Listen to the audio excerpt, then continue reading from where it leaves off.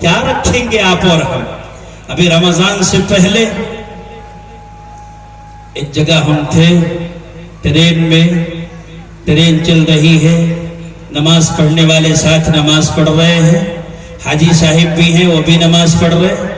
حاجی صاحب کا بچہ ہے، دادا جان آپ نے غلط وقت پر ٹکٹ کٹا لیا۔ کیوں بیٹا، کیا بات ہے؟ اس لیے کہ آج کی تاریخ تو میری برتھ ڈے کی تاریخ تھی، آج آپ گھر ہوتے، شمع جلاتے، ہیپی برتھ ڈے کا گیت گاتے، کیک کاٹتے اور جشن مناتے، آپ نے ٹکٹ کروا کے غلط کام کیا۔ حاجی صاحب کی غیرت جوش میں نہیں آئی کہ بچے کو بتائے کہ تم یہودیوں کے پلے نہیں، محمد الرسول اللہ کے غلام ہو، اتنا ٹینشن کیوں لیتے ہو؟ نہیں، بلکہ حاجی صاحب نے یہ کیا کہ میرے بچے پریشان ہونے کی ضرورت نہیں ہے، 500 اور 2000 کے نوٹ بے شمار میری پاکٹ میں رکھے ہوئے ہیں، تیرے دادا نے 2 نمبر کی جو کمائی کی تھی اسی دن کے لیے تو کی تھی کہ اگر پوتی کہے کہ غرارہ لا کر کے دے دو تو جا جھار کے، اور اگر پوتا کہے کہ برتھ ڈے منانا ہے، منہ میں دانت نہیں، پیٹ میں ہاتھ نہیں، قبر میں پیر لٹکائے ہوئے ہیں، آج ٹپک جائے کہ کل ٹپک جائے کچھ پتا نہیں، لیکن دینی غیرت اتنی بھی نہیں ہے کہ اپنے معصوم بچوں کو شریعت کا پیغام سنا دے۔ اپنے پیسوں کی نمائش کے چکر میں، برتھ ڈے منانے کے چکر میں وہ یہ بھول گیا کہ ارتداد کے راستے انہی گلیاروں سے ہو کر کے گزرتے ہیں۔ اس نے اگلے اسٹیشن پر کیک منگایا، کاٹا، سب کو تقسیم بھی کر رہا ہے، مجھے بھی بے غیرت دے رہا ہے۔ میں نے کہا تجھ کے تیرے اوپر بھی لعنت اور تیرے اس کیک پر بھی لعنت۔ کیوں؟ اللہ قرآن میں فرماتا میری بات ہو مجھے جوتے مارو۔ رب یہ قرآن میں کہتا ہے یا ایھا الذین آمنوا ان تطیعوا فریقا من الذین اوتوا الکتاب یردوکم بعد ایمانکم کافرین، اگر تم یہود و نصارہ کے ڈگر پر ڈگر، قدم سے قدم ملا کر چلو گے، ان کے نقش قدم پر چلو گے، ان کے پیچھے چلو گے، ان کی قے کو چاٹو گے، ان کے تھوک کو منہ میں حلق کے نیچے اڑیلو گے، تو یاد رکھو دھیرے دھیرے تمہارے سینوں سے تمہارا ایمان نکل جائے گا۔ آج یہی ہو رہا ہے، برتھ ڈے کے لیے پیسے ہیں، شادیوں میں فضول خرچی کے لیے پیسے ہیں، بینڈ باجے کے لیے پیسے ہیں، ناچ گانے کے لیے پیسے ہیں، مجرا کرنے کے لیے پیسے ہیں، طوائفوں کر نچوانے کے لیے پیسے ہیں، اور ہمارے گھروں میں خوشیوں کے موقعوں پر شریعت کو نیلام کرنے کے لیے پیسے ہیں، بدعت کی چھری سے سنت کو ذبح کرنے کے لیے پیسے ہیں، رسم و رواج کی جکڑ بندیوں اور اصولوں کو فالو کرنے کے لیے پیسے ہیں۔ اگر پیسے نہیں ہیں تو محمد کے غلاموں کے ایمان کو بچانے کے لیے پیسے نہیں۔ کس کام کا ہے ہمارا پیسہ؟ کس کام کا ہے تمہارا پیسہ؟ کل یہی پیسہ تمہارے لیے جہنم میں جانے کا باعث بن سکتا ہے۔ اور بھی بہت کچھ ہے، جہالت میں لوگ، غربت و افلاس میں لوگ، پریشانیوں میں لوگ مرتد ہو رہے ہیں، اور ہمارا جوان کیا کر رہا ہے؟ روڈ پر نکلا ہے، ٹوپی پہنے ہوئے ہے، بھائی یہ قطار اندر قطار ہے، نوجوان کہاں جا رہے ہیں؟ یہ سارے کے سارے کیا عمرہ کے سفر پہ نکل چکے ہیں، یا حج کرنے جا رہے ہیں، یا خدا نخواستہ اپنی قبر سے حضرت جنید بغدادی رحمت اللہ علیہ نکل کر کے آ گئے، ان کی زیارت کو جا رہے ہیں؟ بھائی کہاں تم چلے ہو؟ کہنے لگے ارے آپ کو پتا نہیں ہے یہ مسلمان ہے سارے۔ اچھا مسلمان تو ہے، ان کے چہروں کے آثار بتاتے ہیں، ان کی چمکتی ہوئی ٹوپیاں بتاتی ہیں، ان کے دمکتے ہوئے چہرے بتاتے ہیں کہ یہ مسلمان ہے، لیکن یہ تو بتاؤ کہ یہ جا کہاں رہے ہیں؟ پتہ یہ چلا کہ یہ سارے کے سارے جا رہے ہیں، ایک فلم آئی ہے، غیروں نے اس کی مخالفت کی ہے، نام ہے پٹھان، رنگ کی بنیاد پر ان ساروں نے اب یہ سمجھ لیا کہ کسی بھی طریقے سے اس فلم کو ہٹ کرا کے دم لینا ہے۔ اگر فلم ہٹ ہوگی نعوذ باللہ اسلام کو فتح ہو جائے گی، اور فلم اگر ہٹ نہ ہوئی تو اسلام ہار جائے گا، اس لیے سارے کے سارے نکلے ہیں۔ اب کیا کریں گے؟ 12 1200 रुपए का टिकट खरीदेगा, 1,000 रुपए का टिकट खरीदेगा। खरीदने वालों ने खरीदा। मैं रब की कसम खा के कहता हूँ, मुसलमानों ने अपने पैसों की बुनियाद पर फिल्म को हिट करा के दम लिया।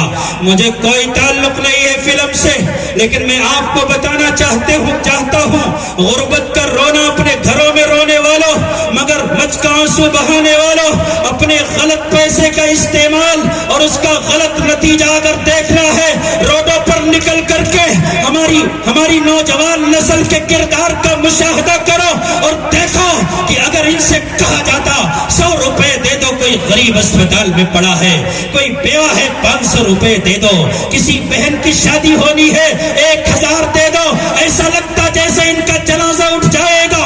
इनके चेहरे की रंगत फीकी पड़ जाती, इनकी जेब बिल्कुल टाइट हो जाती, ऐसा लगता जैसे भिखारी है, इंटरनेशनल फकीर है, और फिल्मों को हिट कराने के लिए 1,000 रुपए और 1200 रुपए का टिकट हम खरीदने के लिए तैयार है। ये हम मुसलमान हैं, हम ईमान वाले हैं, हम मोहम्मद मुस्तफ़ा के गुलाम हैं।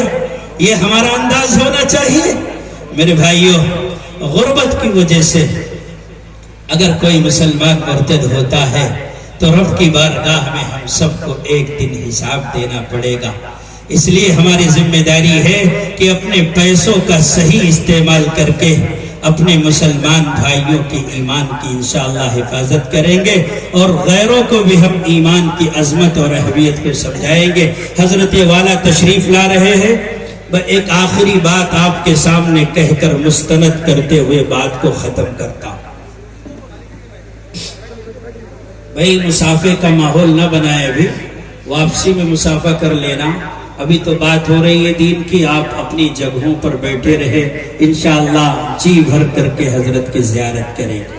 मेरे भाइयों, दूसरी जो बड़ी हमारी इर्तिदाद की वजह है, दूसरी बड़ी हमारी इर्तिदाद की वजह जो है वो जहालत है।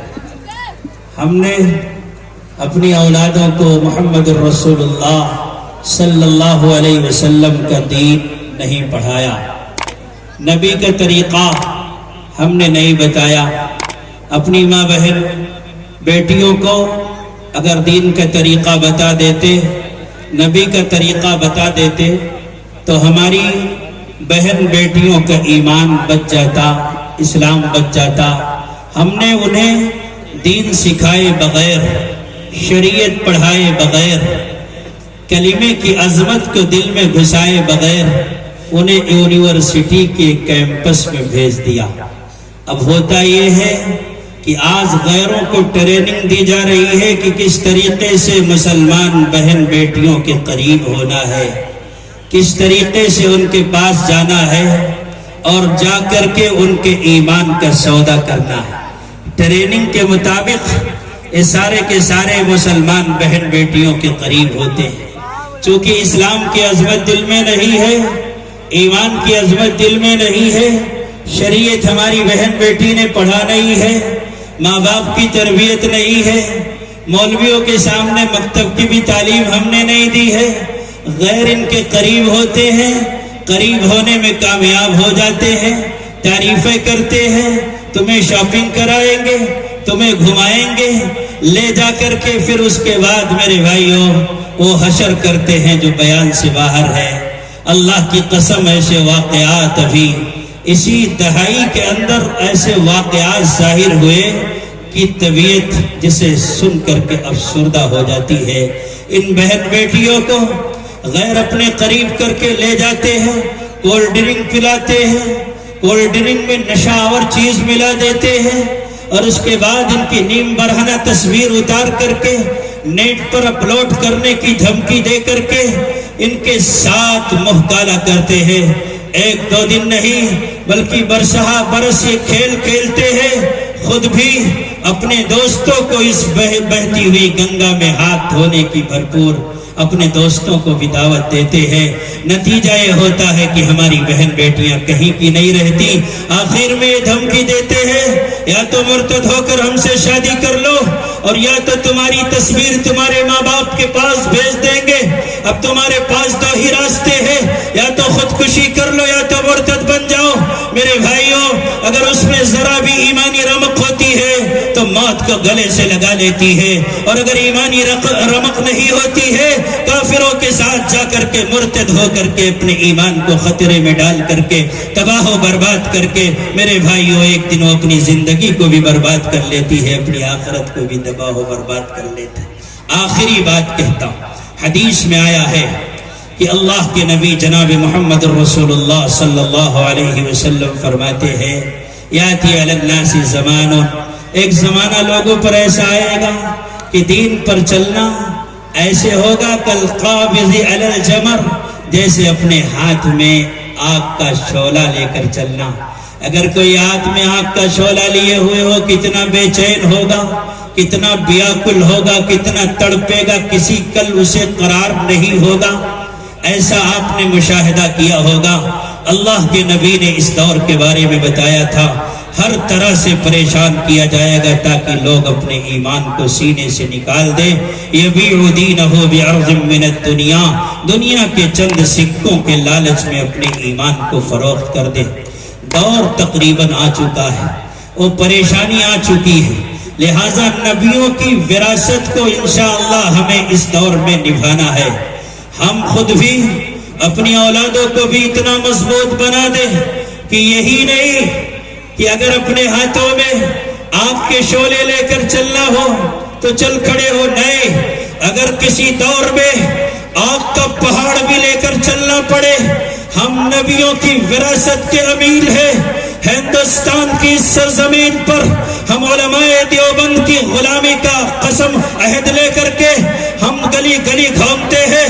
ہمارے اکابر نے انگریزوں کے دور میں حضرت شیخ الہند کا تذکرہ کرتے ہوئے تذکرۃ الخلیل میں لکھا ہے کہ پھانسی کا پھندا لگ چکا ہے، دیہاتیوں کو بھی لا کر کے اس تختہ دار پر لٹکایا جاتا ہے۔ انگریز انتظار میں ہے کہ یہ مولوی تو ایمان کو سینے سے نہیں نکالتے، کیا پتہ کوئی ان پڑھ دیہاتی ہی اس تختہ دار کی تم تراقی کو دیکھ کر کے اپنے ایمان سے پھر جائے۔ حضرت کہتے ہیں رب کی قسم وہ جاہل تو تھے لیکن بے غیرت نہیں تھے، کسی ایک بچے نے بھی اپنے سینے سے ایمان کو نکالنا گوارا نہ کیا۔ ہم اپنے انہی پرکھوں کے، اپنے انہی اسلاف کے وراثت کے بحمداللہ امین ہے۔ ہم بھی تختہ دار کو چوم کر کے بھی انشاءاللہ اپنے ایمان کی حفاظت کریں گے، اپنی بہنوں کو بتائیں گے تم سمیہ کی وادی ہو، تم خدیجہ کی وادی ہو، تم فاطمہ کا نام لینے والی ہو، ان کے روپیوں پر نہ جاؤ، ان کے جھانسوں میں نہ آؤ۔ اگر یہ تمہارے قدموں میں قارون کا خزانہ بھی رکھ دے، تم اپنے پیروں کی جوتیوں کے نوک پر رکھ کر کے اڑا دو، لیکن ان کے کسی آفر کو قیامت تک، صبح قیامت تک انشاءاللہ قبول نہ کرنا۔ کیا ہم اس کے لیے تیار ہیں بھائی؟